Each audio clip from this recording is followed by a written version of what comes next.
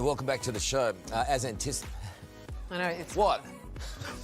What do you want? What do you want this time? You've had your say.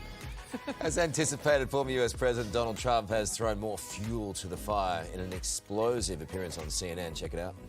Are you ready? Can I talk? Yeah, what's you the mind? answer? Do you mind? I would like for you to answer the question. Okay, it's very simple to answer. That's why I asked it.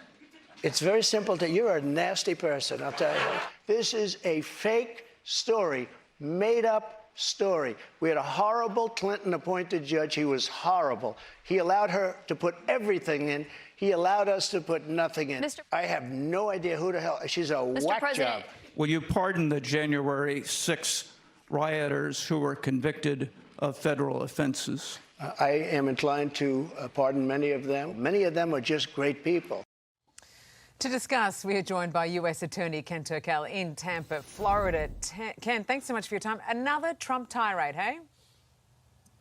Tirade, I don't know what qualifies as a tirade anymore. He certainly gets his words in, okay, with a speck here and there of anger, it looked like. But yeah, I think it was more par for the course, you know? Well, given what's happened with E. Jean Carroll, I mean, he's called her a whack job and all that. But how's it playing out across America? Do people care? Everyday people care? I think everybody's sense of what is normal has just been adjusted here when he talks. I can't speak for the entire country, obviously, all right? But nobody gets up in arms when he makes these kind of comments. It's become just the norm for any interview he does, you know, whether it was specially organized like this town hall or his, you know, Twitter and social media activity. So I don't know that we're up in arms. I don't sense that. I think everybody just thought it was another Trump interview. But what difference does it make? Will it make a difference to his chances? Yeah, that's such a hard thing to get a read on right now. The landscape doesn't appear to be that well defined right now as to what's going to happen. I mean, Biden, you know, obviously has made his announcement, but in the legal system, you know, that's where I live. That's, you know, what I do. And I will tell you that I'm not sure I remember a situation where somebody was able to message their case outside of the courtroom, choosing to do that instead of defending themselves inside of the courtroom. For most people, the idea of getting hit with a $5 million judgment is going to be a problem because they're going to have to pay it. Somewhere in the process, that didn't become a concern with the judgment amount. Joe Tacopina, who's a fine trial lawyer up in New York, goes and does his best with the case. And then Trump essentially messages his defense through this town hall platform on social media. I don't know what to tell you. You know, it's an interesting way to protect your position without actually confronting your accuser. And he just gets on the front foot with that decision this week that probably would have made everyone else curl up in a ball. But he goes on the attack. You know, a Democrat-appointed judge. I mean, does any of that have any credibility? That's the hard thing to get a read on. I mean, he does have this group of followers that is going to follow him, listen to him, support him regardless of what happens. I think most people's visceral reaction is that you're being accused of something, rape and defamation in that case. If you were that passionate about not having done it and about your position, the normal reaction would be to go to court. Instead of doing that, he has been repeating these comments about her, about the case over and over again, which in the public eye, this is part and parcel of what's happening in the general sense in the media world, the internet world, the legal world, where this platform exists to do this. If you don't care about getting hit with $5 million, I'm not so sure it's the worst strategy in the world, to be honest with you. You know, from his point of view, it doesn't get challenged. So yeah, he gets away with it. It seems to me like you're scratching your head going, what is going on? I mean, we're in the looking glass That's here. it. This is not normal. Okay. Yeah, that's true. I sue people, media entities, companies. I represent companies, individuals. I represented media entities. You go to court, you raise your claim. He sits out. Now, the rules of civil procedure allow a civil party the choice of being there. You don't have to be there like perhaps in a criminal case. So that's not, you know, generally you're allowed to do that in a high-profile case. I've never had anybody do it. Wow. All right, But, mate. you know, if you ask the question, does it hurt? who knows right now? Maybe in an election it does. Right now, he seems to have gotten a lot of good press from last night. Yeah, I know. So, all right. Good to talk to you. Always fascinating. Appreciate it. Thank you. Well, just 2 days after being found liable of sexual abuse and defamation, former President Donald Trump has taken part in a very tense and controversial CNN town hall. He attacked his accuser and the moderator in a 1 hour and 10-minute live Q&A. Have a look. A Manhattan jury found that you sexually abused the writer E. Jean Carroll and defamed her. I have no idea who the hell. She's a Mr. whack President, job. can you say if you want Ukraine or Russia to win this war? I want everybody to stop dying. They're dying. Will you pardon the January 6 rioters who were convicted of federal offenses? I am inclined to pardon many of them. Many of them are just great people. Are you ready? Can I talk? Yeah, what's you the mind? answer? Do you mind? I would like for you to answer the question. Okay, it's very simple to answer. That's why I asked it. It's very simple to. You're a nasty person. Let's bring in US political commentator Pete Dominick now from New York with his take. Pete, good morning to you. A lot to unpack across that 1 hour and 10 minutes, but let's start with the appalling attacks on writer E. Jean Carroll. Yeah, I mean, it was horrific.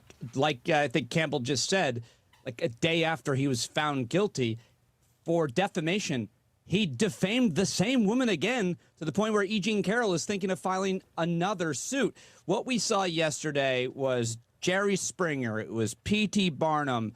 It was terrible. It was CNN, which, as you may or may not know, I worked there for years. It was CNN trying to make money. They platformed this guy. And, you know, you might defend it by saying that he's the front runner for the Republican Party, but you could have done it so much differently than they produced it. It was really, really damaging for sure. All right, we'll come back to CNN in a second because it's interesting what happens in the back end of this. But he was quick to downplay the January 6 riots again, saying, as we saw in that clip there, that he will pardon most of them who would be convicted. What did you make of that?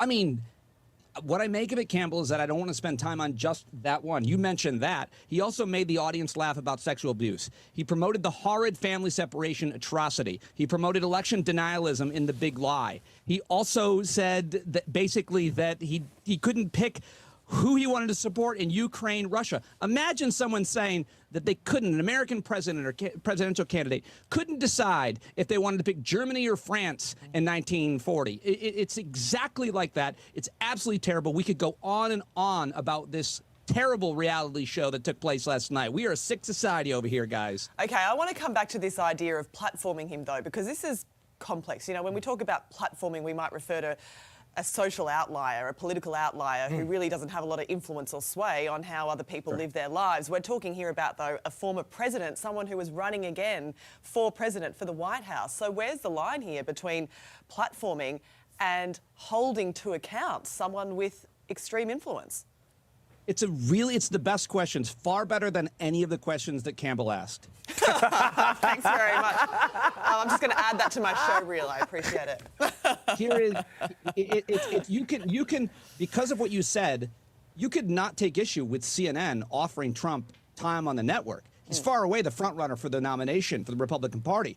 But the way that they did it in New Hampshire, the whitest state in the country, 92% white, and Trump is a pretty outspoken white supremacist, you can cover Trump. You can even host him on your network, but you can't do it that way with a live audience of his supporters where he bulldozes the moderator, no matter who it is. That was his show, continuing. They can do it, just not like that. They do a one-on-one interview, and they call him on everything. Yeah, taped. It's a really interesting point that you made there. CNN, they copped a lot of criticism about this, but I looked at the Variety and stuff this morning. It's the highest ratings they've had in months. It worked for them. It's going to work for their, for everybody that works there. I mean, are they going to be? How are they going to be accountable for this? They aren't going to be held accountable for this. I mean, CNN has damaged its brand, but like you said, Campbell, highest ratings. You know, in America, I don't know how it works down there. But so I'm so sorry to your entire audience for that. But the point is, we want to make money, and our in our corporate media outlets at CNN, it's all about profit. It's all about they just gave Charles Barkley a show on CNN. It's all about making. He's a basketball player. It's all about making money. They made a lot of money selling advertisements last night because he's such a spectacle. He's such an entertaining spectacle. But he's a criminal. He admitted admitted to sexual assault over and over again. So it's about making money. And the question about accountability is a good one. He's been accountable by 2 courts already. There's several other investigations into him, some criminal. So we'll see what happens in terms of the courts. But in terms of the court of public opinion and network television, they're going to make money wherever they can, because that's how it works, Campbell. Well, I think, you know, CNN aside, the more pertinent question here is, did that town hall help or hinder Trump? And time will tell, I think. Yeah. Thank you very much, Pete. Good to see you, Pete. Appreciate it. See you soon. No, I don't want to leave. Your time's up. Get out. a guest room. Go and get out of here. Guest room. Yeah, we've got a guest Let room. me Go to the down back. Go to the back. See you, Okay. legend. There'll be mince and water for you. Sit tight. Hey there, Today fans. Sarah and What's my name again? Carl. Hey, thanks for watching our YouTube channel, though. Subscribe now for more news, special reports, and amazing Aussie stories. And Carl misbehaving, Whoa, of course. that never happens. Always happens. What's she talking about?